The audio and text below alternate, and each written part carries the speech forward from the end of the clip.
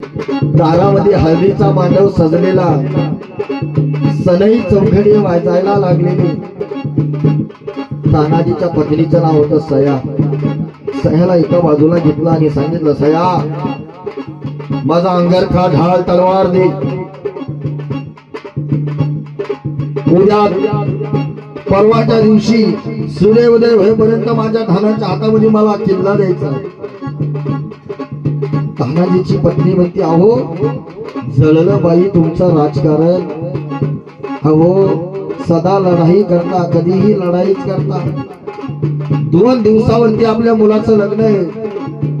मुलाच्या डोक्यावर 4 तांदूळ टाका आणि खुशाल तुमची लढाई चालू द्या. असं बोलल्याच्या नंतर तानाजी बाळूसराचं डोकं भडकलं आणि सांगितलं, वेडी आहेस का?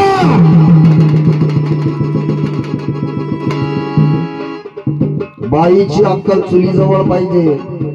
चुलीपासून जर कधी दारामध्ये आली तर माणसाच्या मर्दांगीला शोभा देत नाही. माझी ढाल आणि तलवारा बघा. खाली मुडकं घातलं आणि ढाल तलवार दिली. देव घरामध्ये गेली. पंचारतीचं ताट सजवलं आणि आपल्या धन्याला वळत असताना ताटातली निरंजनी विजली आणि तानाजीला अपशकून झाला. निरंजनी विजली आणि सया म्हणते, अहो धनी, अहो आता तरी माझा ऐका हो. तुम्हाला ओवाळत असताना ताटातली निरंजनी विझून गेली. तुम्ही लढायला जाऊ नका, लढायला जाऊ नका. वेडी आहेस का?